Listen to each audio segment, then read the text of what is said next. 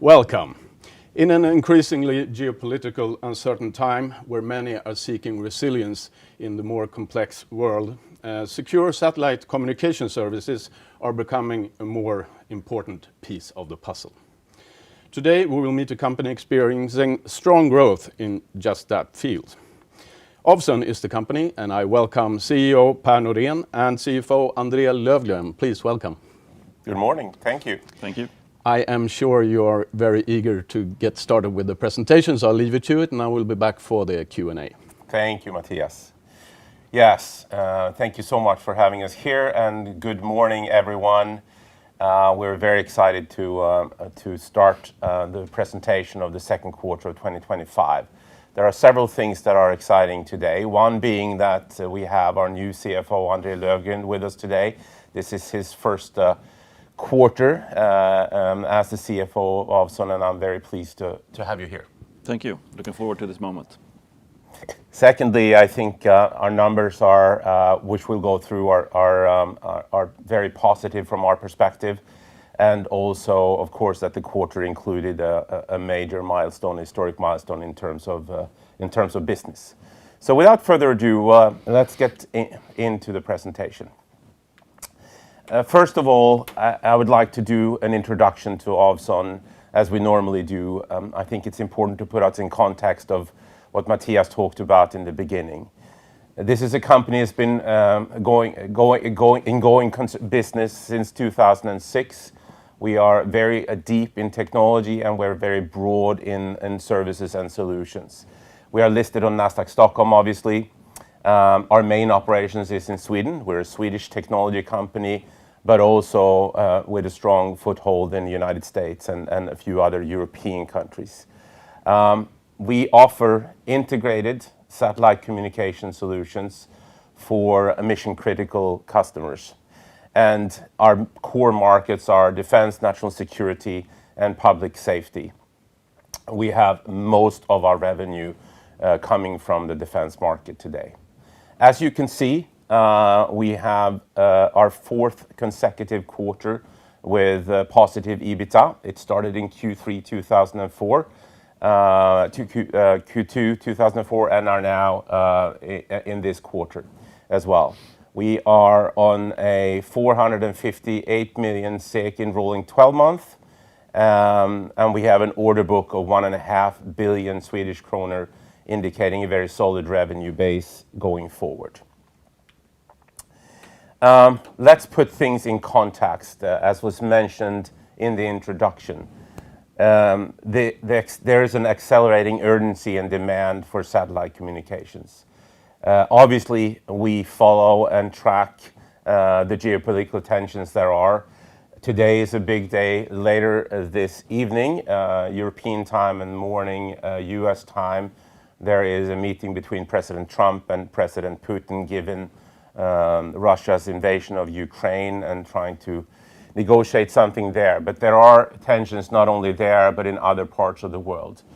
That's one of the aspects of where we play. I'll come back to why. Cybersecurity is something that is also both in space and in our daily lives, that is very, very driven by the adversaries. So that's another aspect of secure communications. Digitization. The world is exploding in data, content, AI analytics, another aspect of communication as an infrastructure. And then obviously the devastating news we have daily now of the wildfires currently going on in Spain, and in British Columbia, in Canada, and in many other places, with heat waves that are beyond what we've seen historically. All of these things drive one thing. You cannot rely on the traditional infrastructure. You have to have something that is mission critical, that you can rely upon. And the only way to do communications in those type of environments where you can't rely on the normal infrastructure is actually through satellites. That's exactly what Ovzon is about. So this drives the need for what we do. Market trends, though. 4 years ago, we started to pivot much more towards defense, national security, and public safety customers, going away somewhat from the commercial markets that we were looking at then. The overall trend with that has been very positive for us, obviously. Maybe not good for the world, but positive for Ovzon in that regard, where we can protect and connect people, societies, and organizations with what we do. There is a strong increase in defense investments, specifically in Europe. There is an expansion of the NATO budgets. I was personally recently at the NATO top meeting in Den Haag in June, and was able to participate in the industrial discussions there, where the NATO countries actually unified around an increase in budgets and commitment to that. The US administration, when it comes to decision-making, executive orders, budgets, priorities, and procurements, are very, very much in turmoil. It shifts and changes every day, and it creates a lot of uncertainty as well. So it's a difficult environment to navigate within. That has had an effect for Ovzon, actually. We have one of our contracts that we've had there has not currently been renewed, but we are in deep conversations with our core customers, with new customers, both within the US DoD and other customers. So we think the long-term aspects of this market is very important to us, and we will continue to penetrate that market. But it's a reality of what we have to live in. In Europe, sovereignty is an important thing, and specifically in satellite communication systems to ensure independent and secure connectivity. And it also drives standardization and interoperability as things, so you can collaborate, you can use it on manned and unmanned vehicles, etc., etc. So those are also trends that play quite well into what we do as a company. And of course, governments are looking into hybrid, bringing commercial capabilities and technology into military-grade capabilities. And last but not least, I think what we've seen from specifically in Ukraine, the electronic warfare aspects of that also has cybersecurity components to it, are capabilities that our NATO and others are investing heavily in order to make sure that they stay ahead of the curve of technology and evolution for that. So all those trends are actually somewhat in the favor of what we do. So what do we do then?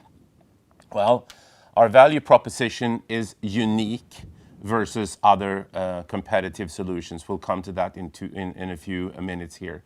But we deliver an integrated satellite communication solutions. We build satellite networks based on our own proprietary satellite Ovzon 3 and third-party satellites that have similar attributes to our satellite, meaning steerable antennas.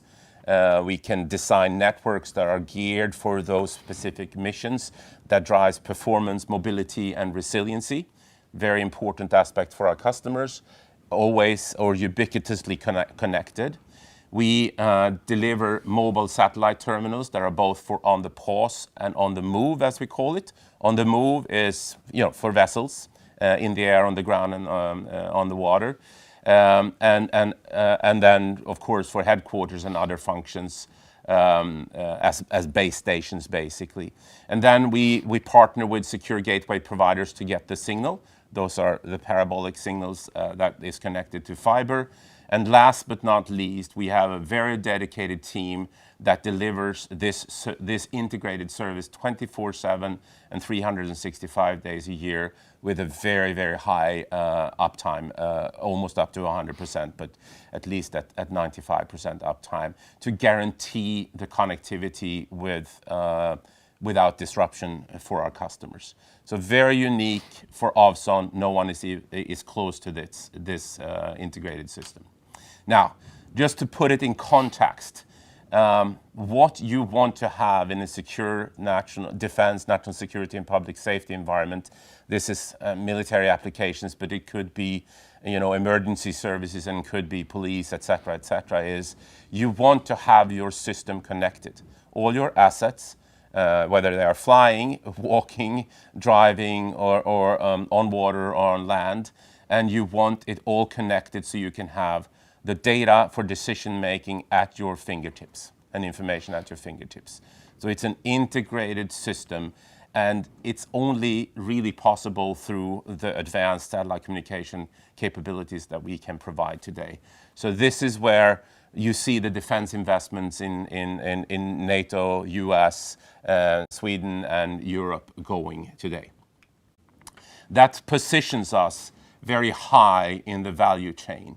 So this is supposed to talk about the base of this triangle is the mass market. Of course, there are traditional communication systems and infrastructure. They are very important. They are provided often by government-owned entities and so on and so forth. And as you walk up the value chain, you can become to mission critical. So in essence, on the layer below where you can see Ovzon at the top of this triangle are the so-called low Earth orbit providers that provide connectivity to consumers and organizations in any remote place or in any part of the world. We believe that's very, very important. We believe we complement this, whether they are Starlinks or OneWebs or Project Kuiper by Amazon. It's a complementary to what we do, but we put our capability on top of that and drive ubiquitous connectivity for those missions that are very critical that cannot have any latency. So in essence, that's the first part of our presentation. It's to put Ovzon in context. We've done this for many years, and we're very strong at it. And I think now when we walk into the second quarter here, we can start to see that the commercial success has started to grow for the company. And it takes a long time to invest in the right technology, right solution, right people to get to a point where you can satisfy the customers day in and day out. So over to the second quarter then and accomplishments. Now, obviously, during the quarter, the base for everything we do is to have customers that become repetitive. Pardon me. Repetitive customers, meaning the evidence of that is that they renew the contracts they have. So the first thing that happened in the quarter was we renewed a larger European customer that we've had for a few years, given that they are extraordinarily satisfied with what we've done. And of course, at the end of May, we signed an historic milestone order with the Swedish Defence Materiel Administration, over 1 billion Swedish kronor. The contract is for 24 months, and we'll come into a little bit more of details on that and the mix of terminals and services and networks that we have. So historic for us, sets us up for the future, but we're also very humbled by it because now it's about delivery. We'll come back to that as well. And after the end of the quarter, we also got a follow-on order from the Swedish Defence Materiel Administration of more mobile satellite terminals, and the order value was 72 million Swedish kronor.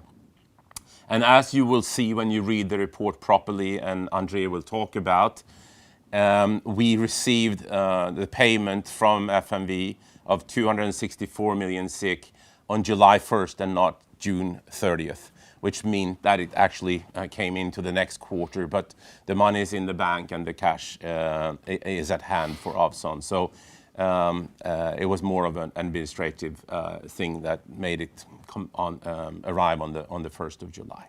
So very strong accomplishments in the quarter, historic milestone. The historic milestone order, as we noted, 1.04 billion, but a billion Swedish from the Swedish Defence Materiel Administration. It's the largest order to date and a significant milestone for the company, obviously. It includes, obviously, the whole value chain that I talked about, our Ovzon network services. We call it Hero. And mobile satellite terminals, and that we have a broad portfolio of those, both on the pause and on the move terminals that we deliver, and we have delivered a third of those terminals in this quarter. And of course, also our dedicated customer support that takes on a massive role of making sure that the uptime is close to 100% for the customer. The duration is longer than what we traditionally have had. It's 24 months. And as I said, the delivery started in June, a third of the terminals and the networks was gradually started in June as well. It's based on mostly third-party satellite capacity, but we have the chance, and we've taken the chance to also mix in some of the capabilities and networks from Ovzon 3 into that as well, which we have the right to do. We have done it because it serves the customer well, and it helps us also to utilize the satellite in an optimal way, I would say. And of course, we see this as a real significant proof point of our direction that we've had for a few years, our solutions, our technology, and our way of working and delivering as a trusted partner to countries and to defense, national security, and public safety units. Historic milestone, very proud on behalf of all employees and all stakeholders that have made this possible. Over to the numbers, and before I hand over to André, I'll talk a little bit about the order intake and the order book. Obviously, as you can see on this slide, it is a significant order book now, which gives us predictability in our numbers going forward, which we can see then in the revenue, et cetera, et cetera. But you can see we have a large order book now, and it increasingly have grown from other quarters, as you can see on this picture, as well. So that sets us up well for a continued scaling up and industrialization of the company, and to go to market and find more customers, added on customers, and an expansion, which we are on a path to do. So with that, we'll dive a little bit deeper into the numbers, and I'll hand it over to you, André. Great. Thank you, Per. I'll dive into then the revenue. As you can see on the bar to the left here, or the graph to the left, and the Q2 25 bar, it's a strong increase in revenues this quarter. And as you can see, we split it up here between services and terminals, and it's actually a record sale of terminals in this quarter. As Per said, we delivered all the 1/3 of the terminals that we're supposed to deliver, but then if you look into the price mix of those terminals, it's a slightly lower price in total. So there's more to come from this terminal delivery as we go, but it will not be as a big chunk. It will be more of successive delivery going forward. And then what's also pleasing to see in this graph is that the service revenues has been now increasing for 5 quarters in a row. So it's a really strong, stable foundation that we have here, and also a big step up then in this quarter. And then to the right, you see run rate revenue, which is our revenue from services for the last quarter or this quarter, and then multiplied by 4. So that's kind of an annualized version of our revenue, telling you where we're heading. And that's actually also at record levels. Now moving on then to profitability, which is very important. Here we are very pleased to announce that we have positive numbers on EBITDA, also on EBIT level, and on profit after tax. So when all costs have been included, we have a positive result, which has been a long time since we delivered that, as you can see from the graph to the right as well. And it's quite a big step up as well in that profitability. And that comes from, well, first of all, we have higher volumes, but in those volumes we have higher volumes of sales, and in that volume we have a bigger portion of Ovzon 3 being utilized, so that drives the profitability. And then we are good at keeping operational costs at bay, so that drives this profitability upwards in a strong way. Then I move over to the operating cash flow. And here to the left, you see 2 strong quarters, then in this quarter followed by an outflow of cash. And as Per mentioned, we have had a big payment coming in the 1st of July. So this bar is actually the opposite, just the day after. So it's where we stand today, this actually very strong cash flow. It's just where quarters are cut and when payments get into our bank account. Then moving to the middle graph, you see our investments, and from the history you can see that we have invested significantly into Ovzon 3. It's now for a year been in operation, so what's left now of investments is more of terminal development and then on our onboard processor, which is a unique feature of our satellite. And then to the right, you see the net debt increasing slightly, but it's actually not the debt that's increasing, it's the cash that has been decreased. And again, that's connected to this payment that we received in July. So if you take that into account, it's a completely different picture and it's a much brighter picture as well. So that's basically the financials, and if we summarize it, I would say that what we're delivering in this quarter is strong growth, and it's done together with improved profitability. So we have strong bookings, which gives us a solid backlog, and that has increased our revenues, and with a solid backlog, we can assume that that growth will continue for a while. And then EBIT-wise, as Per said, very satisfying to see that we have actually 4 quarters in a row now with improving profitability and a pretty significant step up in this quarter. And finally, cash again, it's much better than it looks like in this graph. And I'm really looking forward to present this graph in Q3. So with that, I hand it over to you, Per. Thank you. And before we wrap up, I'll just rest on this slide a little bit here. As the company has been in, obviously, for years in an investment phase of building the satellites, the onboard processor, and new terminals in the integrated system we have. And we've had a mantra of driving profitable growth. I would say that we can call this profitable growth, and we've turned a corner, right? At the same time, you have to be smart. You have to run a healthy core business. You have to manage your cost. You have to manage your cash, and you have to be out in the market, educate, and drive value to customers. And we have basically 4 things that we base that on. We say customers first. We say people always. We say business ubiquitously, meaning 24/7, both in terms of service, but also in terms of understanding and being creative with customers, how to utilize our technology. And then lastly, delivering value with technology. So this sets us up to continue that path that we've been on. Going forward, the 3 main targets or goals for us is to deliver financial performance. I think we have shown that with this quarter. Actually, on the EBITDA side, we started that journey. This is the 4th quarter in a row. So we started that journey and we continue it. I think maybe the most satisfying thing is that we have profit on the last row as well. And then Andrea talked about the cash flow.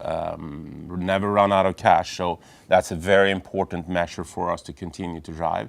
And then obviously continue to ensure commercial success. You cannot rest on your laurels. Yes, we had a very, very significant historic milestone with the win we have. We have to deliver on that, and we have to continue to deliver value to customers and then find new customers, renew and regain customers that we have in our purview. And then lastly, industrialization and scale up of the company. Obviously, we've been operating on a fairly small team and driving kind of the value with that. We are not going to go crazy. We're going to do a step-by-step upgrade as we see that the business is continuing to perform at the levels or better than that where we are today.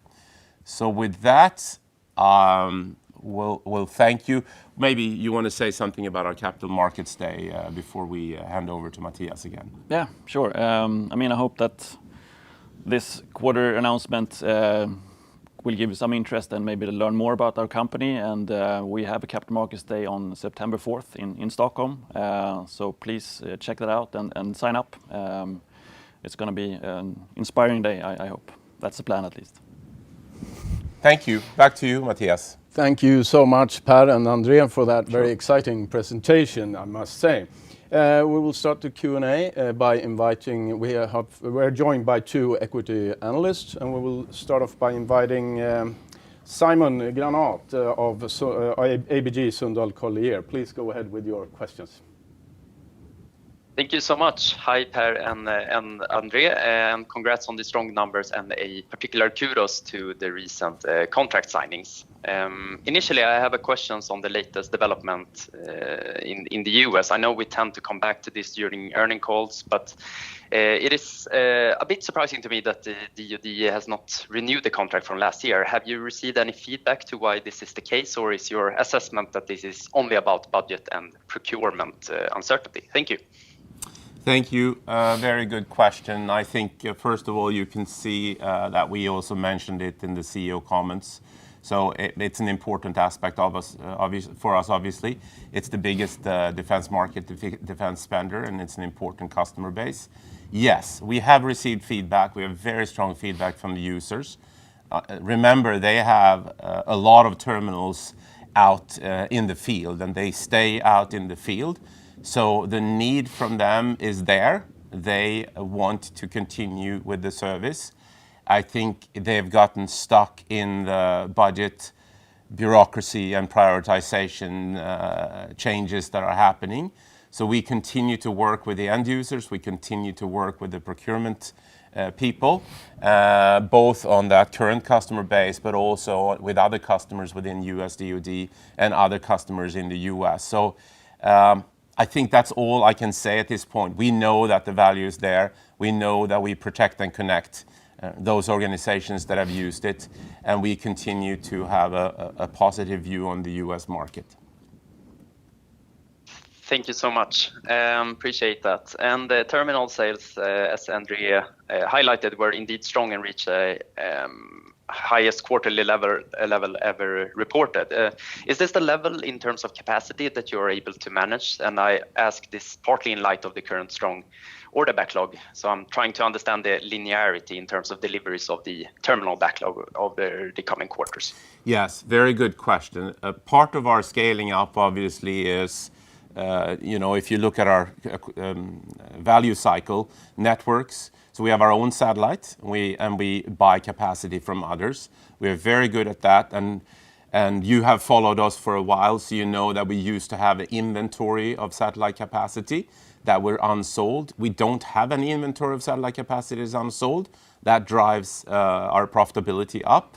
So we're very good in mixing and matching and building that up and have good relationships with other providers and can utilize Ovzon 3. So that's one part of that. On the terminals, so we don't see a restraint on our business in that regard. On the terminal side, I feel very comfortable that we can deliver on this historic milestone deal that we had. I don't see it's strained. Well, it's tougher for the supply chain because there are more volume, obviously. But we are also placing orders and continuing to develop, so we will build up an inventory for coming business as well. So I think we're not at peak levels, but we obviously, with these volumes that we've never been, we're testing the waters on how to expand that supply chain and how we can actually deliver and build up a little bit more inventory ourselves. We've been quite a lot of just in time. So that's part of our industrialization going forward. So I wouldn't say that it's holding us back, but we have to continue to invest in kind of making sure that we can build up inventory and deliver on new business that is coming in. I hope that answers your question.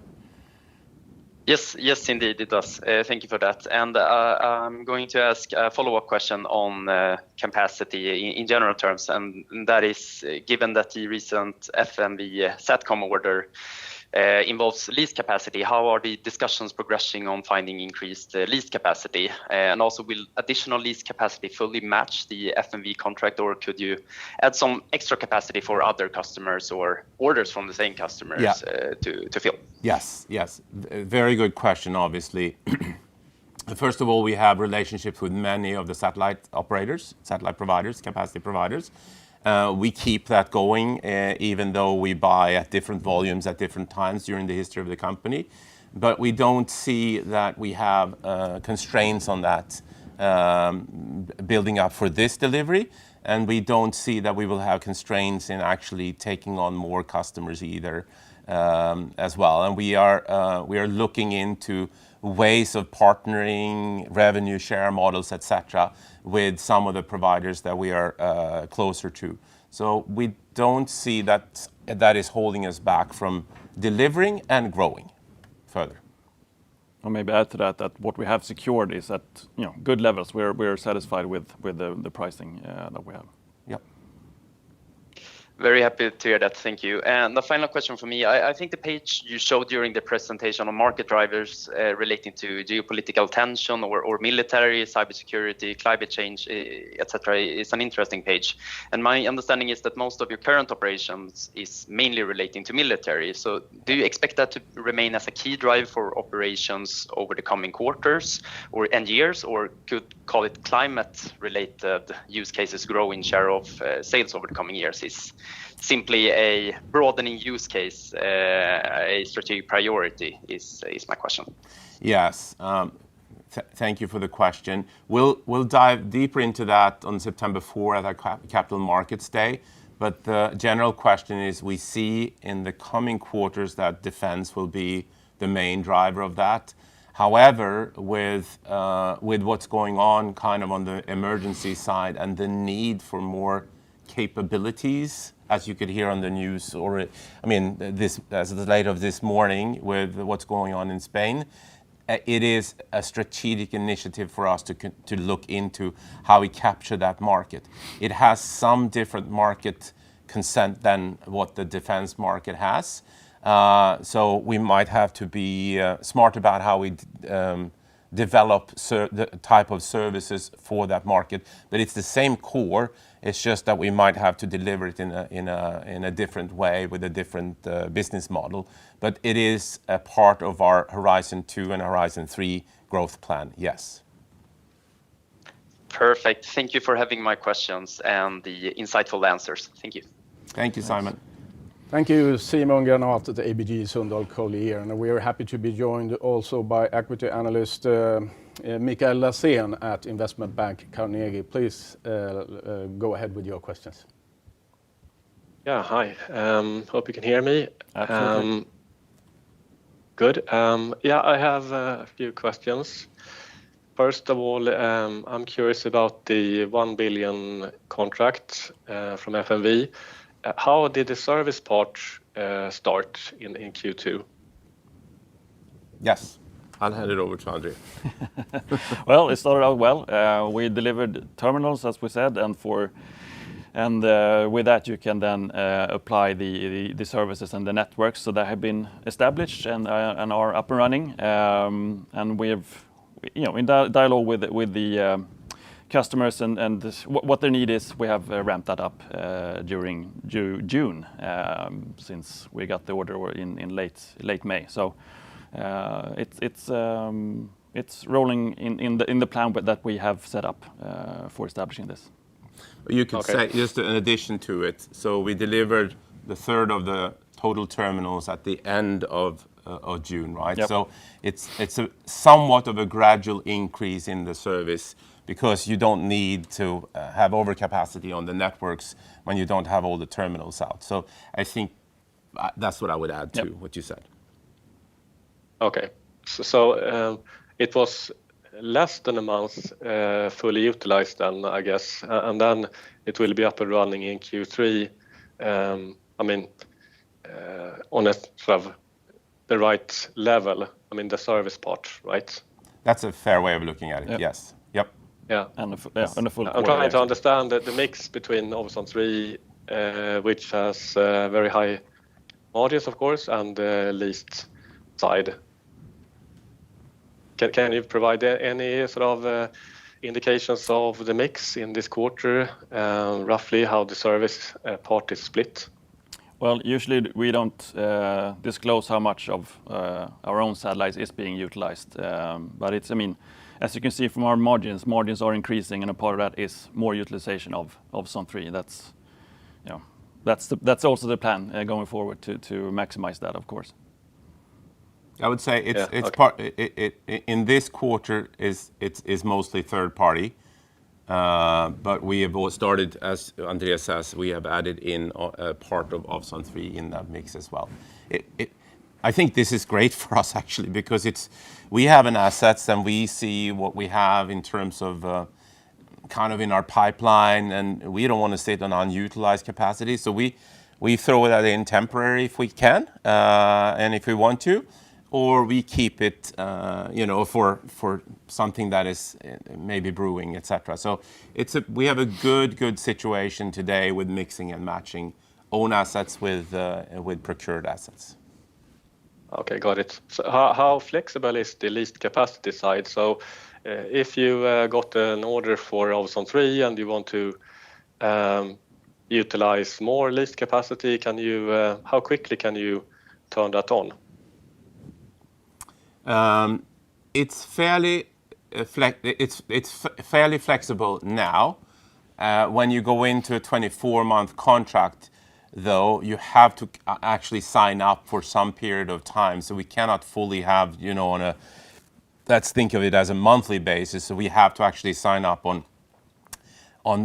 some contracts that are, let's say, on 12 months, right? So we do it with options and first-hand right of first refusal. But in the beginning here, since the terminals were delivered late, we had the opportunity to actually do it more hand in hand, so to speak, from that. And as we go, we have to sign up for more. But right now, we're utilizing Ovzon 3 partly in that, which means we have a very, very good mix now. If something else is taking Ovzon 3's attention, we have the chance to bring in the other third-party capacities. I think that's how deep I can go in that answer. Yeah, I think we've done our homework and have now like a trying to optimize the portfolio of leased versus own capacity. Yeah. Okay. Thanks. And in terms of margins and cost, how should you think about gross margins on terminals when you have these high volumes? I guess that you have scale effects in production. But if you also can comment on how we should think about the operating cost below gross results going forward. Yeah, if I start with your last question, the OPEX, I mean, we are a small organization, have been lean for quite some time. There are competences that we will add, but it's not a massive increase at all. I think we're going to stay, well, not flatline, but gradually increasing and do that in a disciplined and controlled way. So slight increase there. And then on cost for terminals, and we are ramping up production. And of course, there will be probably some pricing or cost increases somewhere along the line. But I think nothing that is difficult for us to handle. And we're making sure that we're securing resources and plan for larger volumes as we go ahead.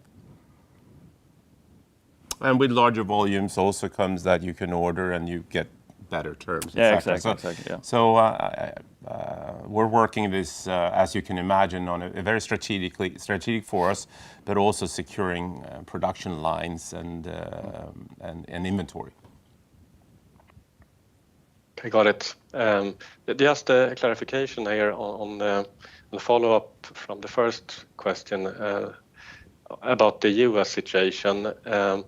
Should we expect that new contracts or renewal could be delayed given the current situation? Is that what you're suggesting? And maybe they can come back in late this year or early next year, or would be great to have some clarity on this.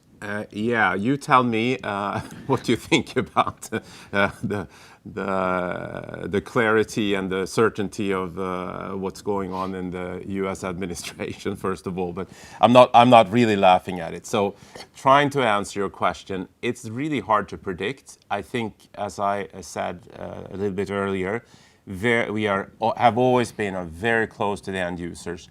We have very positive demand signals from them. They stay with the terminals, the Ovzon on the move and on the pause terminals. They need it. Could that lead to something early? Potentially. Could it be delayed to 26? Potentially. But we're also working on other tracks with other customers within US DoD that shows promise. But new customers take longer than current customers. So it's very hard for me to say whether or not it happens now, tomorrow, or later. But the US market and the US DoD will remain an Ovzon target and will be Ovzon customers for the long term. I know it's not the answer you want, but I can't give you a better answer than that, actually. I appreciate it. Thanks. Yeah. Thank you, Mikael Laséen of Carnegie. So we will continue with some more questions then. Yep. If I start with you, André, given that the Ovzon's loan facility has been extended to September 30th, 2026, can you elaborate a bit on your plan for refinancing or repaying this debt? Yeah, sure. I mean, looking into our loan facilities, that's something that we always do, of course, try to optimize, and we are, for the time being, very actively working on finding ways of optimizing this. So we are, really looking forward to see if we can find a good way forward here. This breakthrough in the second quarter with your improved financial status, will this give you possibilities in cheaper loan financing solutions? Well, we'll see. I mean, it's we are, as we said, actively looking into this, and the impression we get is that it's a different world now than it was when we were sourcing financing for the satellite, and a totally different situation for the company as well. So it's a new world and Ovzon in a new situation as well. So I think we just have to wait and see. And when we know, we will communicate. Thank you. Per, you say that you have a unique package of services. How will you stay ahead of competition? That's a good question. Well, I think the way to stay ahead of competition is what we've always done. So staying very close to the customer, seeing how they use it, what works, where we need to improve, etc., etc. And the services, I would say, is an integrated service. So that includes both the terminal side. So we can see a great need for smaller antennas, so smaller terminals, because there's a drive towards unmanned solutions, a lot of unmanned solutions. So that's something we're exploring. We're looking into, we know that the requirements we had on our own satellite, Ovzon 3 with its onboard processor, really works, exceeds expectations with those customers that use it. So we are also investigating to see whether or not, how we could in the future have more of that in our portfolio as well. And then thirdly, then, as I mentioned, unmanned and other things, new applications. And I think the resiliency component, that's a popular word in society today, but resiliency for us means that you have an uninterrupted signal even in an environment which is contested. And we are very good at that. Our onboard processor can actually do what's called single hop communication between terminals instead of going down to a ground station and getting the signal from the fiber net. So that creates a closed loop communication system. That's an innovation that I think has yet to fully be deployed in the market. And if you put things on unmanned vehicles, you cannot have any latency, and the onboard processor ensures that you don't. So this is how we're going to stay ahead of the game with our mission critical capabilities. Thank you. We had a question from the side lobe.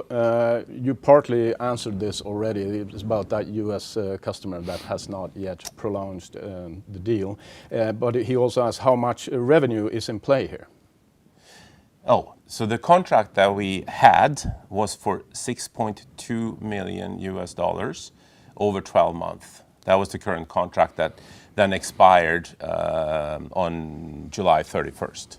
So for this year, maybe it's not that much financially that we get hit with, but it's a 6.2 million on a 12-month basis. But we have always had the goal to expand that as well and get back to new customers and other customers. But that's what's in play. Thank you. How are your plans to launch a next satellite and its financing? How is that coming along? A very good question. That's something that is in work. We'll talk more about that at the Capital Markets Day. This is not a commercial for that, but we will lay out a little bit more context around that. We are absolutely looking into that given the feedback and the performance of Ovzon 3 and the onboard processor. So we're looking into what technologies, are there new technologies on the satellite side that are available?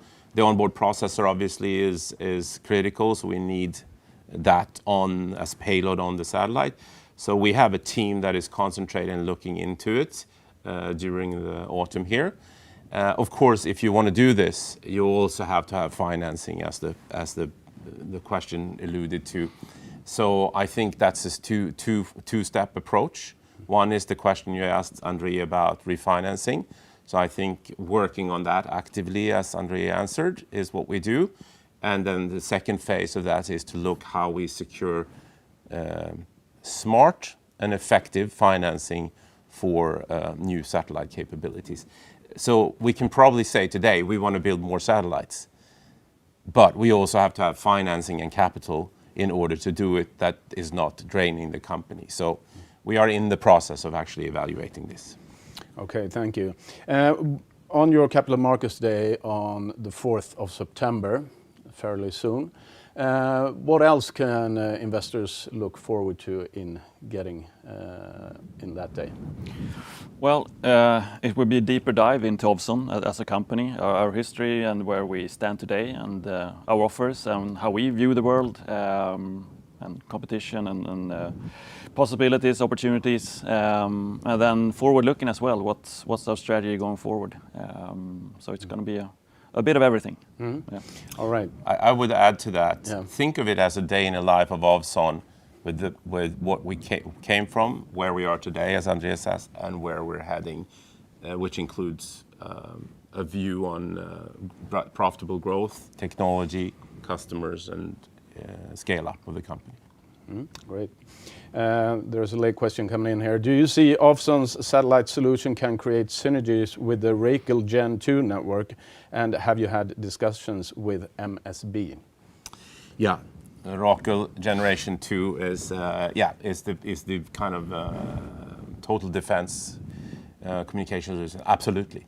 Absolutely it can. It should be a component of Racal 2 or Racal 2, honestly. We have had discussions through the years with Racal has been in play for a long time. We've had discussions through the years. But I also think if you look at what's happening in the world, the question were around emergency services, national security, public safety, and defense. If you look at the situation in the world today, countries need sovereign capabilities and solutions. Racal could be one of them. Ovzon is not integrated in it yet. It should be. So I think obviously we have to be on our toes and we have to have open discussions. But we've started those conversations, the early stage though, we've started those conversations. All right, that was the last question from me today. Thank you so much, Per and André, for joining us today. Thank you, Matthias, for hosting us. Thanks. And I want to address the audience and thank you everyone that has been watching. See us again.